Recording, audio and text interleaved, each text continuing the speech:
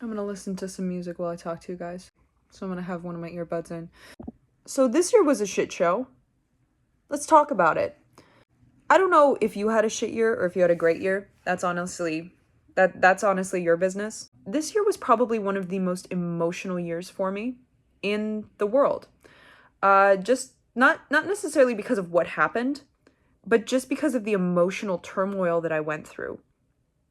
And I felt like I was playing constant catch up with everything that I was feeling because life was just coming at me in waves that I had no control over. And I just kept having to go to work and go to work and go to work and just suck it up and hold it in. And there was never any outlet, and there still hasn't been an outlet for me till I started this YouTube channel. And this YouTube channel has honestly been a huge outlet that I needed to just say half of the shit that's in my head out loud. Because honestly, that can be one of the most healing things in the world to do, is just fucking say it out loud, you know? And I know that I'm quite literally in my room alone talking to myself like some kind of crazy person. I'm aware of that. But for some reason, talking to this screen makes me feel less alone. And hey, you know, that's all that life is. It's just doing what stops you from, ending it all. That was really dark. This year was really dark. I'm reminiscing on everything, and it's painful to think about. This, I mean, I can tell you what happened, but half of it is so personal that I can't even speak to it. I mean, the year started out fine.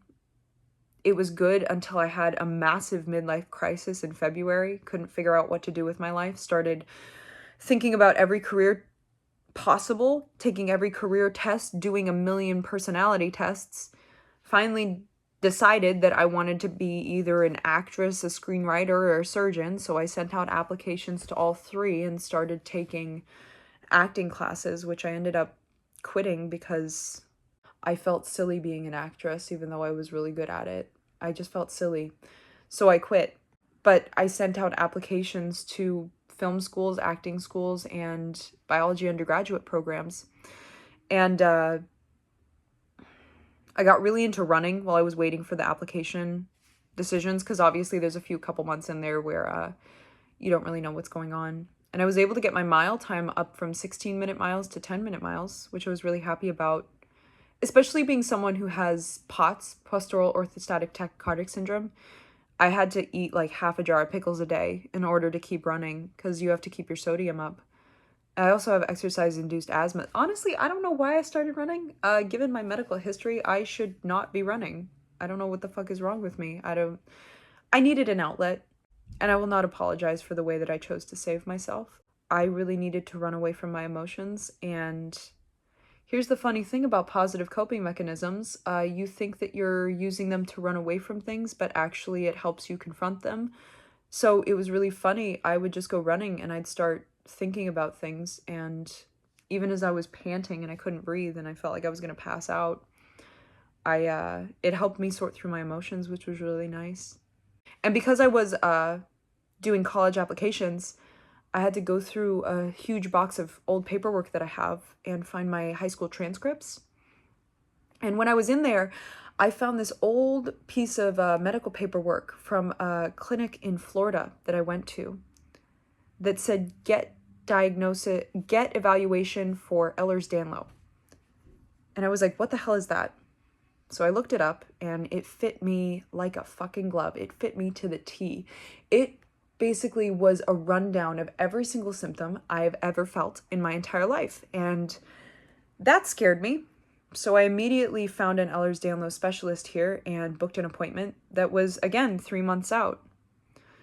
And in the meanwhile, I just kept on keeping on running to calm myself down. May 7th was a really bad day, because May 7th was the day that I went in to get my diagnosis. And I had mentally prepared myself for the idea that I might be diagnosed with a chronic illness. What I wasn't ready to hear was two things. One, I could have the kind of Ehlers-Danlos that kills you at 50, vascular Ehlers-Danlos, but that's been ruled out. But for like a month or two, I was really scared I was going to die at 50, which that was really fucking scary. And number two, I was told that I can't be a surgeon, which completely ruled out a huge chunk of the applications I had sent out and spent money on. And it was funny because, and that meant I couldn't be a surgeon, which really bummed me out because I'm like, oh great. Not only has this freaking chronic illness taken ballet away from me, my first career, but the only other career I've ever wanted to do in my life, be a surgeon, I can't even be that. I can't even be that. Which it stung like 2 times. But I went home that day and I had gotten into the New York Film Academy's screenwriting program in Los Angeles on a 50% scholarship, which stung because I tried to open up a candle business to make funds for it. I tried crowdfunding to make up the money for it. I tried scholarships to make up for the money for it, and I couldn't make it in time, so I had to turn down the opportunity. But I mean, it was kind of a serendipitous moment where, I don't know, I get rejected from one career and then I get accepted to another college on a 50% scholarship. I thought it was a sign that I should be a screenwriter, but then I couldn't get the money for it. So then it was like this huge crash down of emotion being like, oh, there's no signs, there is no God, what is life? And I was also put on Adderall at the time that all of this was happening. I don't have ADHD. It's just to help with something called vasoconstrictions, which is just blood flow. It increases blood flow within the body to help with pain management with Ehlers-Danlos.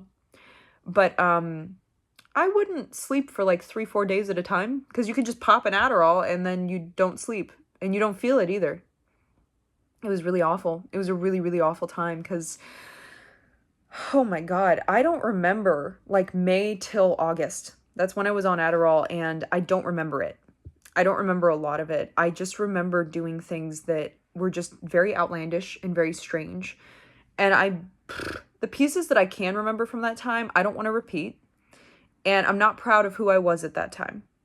I don't know what the hell was wrong with me. Well, I was on prescription drugs I shouldn't have been on. After that happened, I had to come off of Adderall.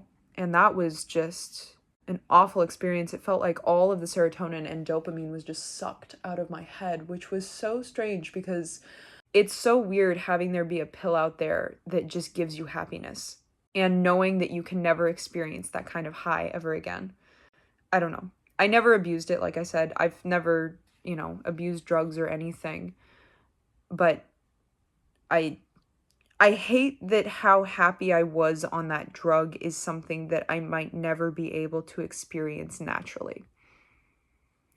And I hate that there's a pill that can take away all of my emotional and physical pain and that I am never allowed to go to that kind of heaven again.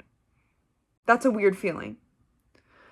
But anyway, I came off of Adderall, right? And I had to try and figure out another career path that I wanted to do. I wanted to go into mechanical engineering because I kind of like planes. I kind of like race cars. I kind of like that thing.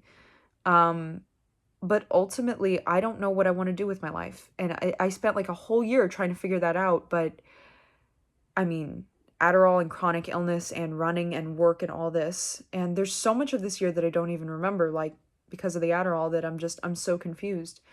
And I'm really upset at myself that it's taken me quite literally a whole year to figure out what I want to do with my life, and I still haven't decided. So I'm doing this fun thing in the new year called giving up. And I don't mean giving up, but I'm saying there was a reoccurring pattern this year that happened to me where the second that I let something go, the second that I decided that, just gonna let God handle it, just gonna leave it to the universe, that's when everything came to me. When I just gave the fuck up. That's when it happened. I learned to let go and soften this year because you never really know what's going to happen. And if I had to sum up this year in 3 words, it would be expect the unexpected, nothing lasts forever, and everything happens for a reason. Because one of the things that I am the guiltiest of in this life is control. And holding on to things so tightly and wanting to control everything. And I feel like this year, life threw at me so many situations that were out of my control that taught me that in order to live with ease and happiness, you have to understand that you're not in control and that not being in control is not a bad thing. Like, they were also doing construction on my apartment for about like 6 months out of the year. So I would just constantly be hearing like on my walls, on it was in the parking lot, like they popped one of my tires because they left nails all over the place. Like, it was hell. It was absolute hell to live in a building that's being operated on 24/7, right? And I had to learn very quickly this year to focus on what I can control and to speak what I am feeling. Because to speak what you are feeling really is the greatest loss of control, because you have no control over how other people act. You just know that there is something within you that needs to come out because you need to say it out loud, just to say it the fuck out loud, just to heal, just to express. And how other people respond, that is their business. And it is completely out of your control. And I did a lot of that this year, just speaking what was inside of me and telling people how I feel and just laying it all out on the line. And that was really healing. I don't really know what the point of this fucking video was. Maybe just to yap on the internet once more like I do, but this year sucked. It sucked because I had to learn my hardest lesson yet, which is you gotta let go of control, Bailey. You gotta let go of control, because if you don't, it's gonna control you. And I know that you're scared because you think that to let go of control is to let go of safety. I promise you it is not. To be vulnerable, to be open, to allow yourself to be hated, to allow yourself to be seen, to allow yourself to be heard is not going to kill you, okay? And I can promise you that on the other side of everything you have ever feared is everything you've ever wanted. And you need to just let go of control. You need to let go of fear. And you need to just fucking breathe and let go. And take as that as you will, because I'm done living the way that I used to, and this year has unlocked a new version of myself and a new level to my strength that I did not know was there. And I am happy for the bad moments, and I am happy for the negativity, and I am happy for the pain, and I will never forget it. I will never forget it, but I can forgive it, I can understand it, and I can learn from it. And I hope you do the same with whatever this year threw at you, because I know a lot of us went through some tough times this year. I know a lot of us went through some tough times this year, and we all grew from it. And 2025, come what may. The good, the bad, and the ugly. I love you all. See you next year.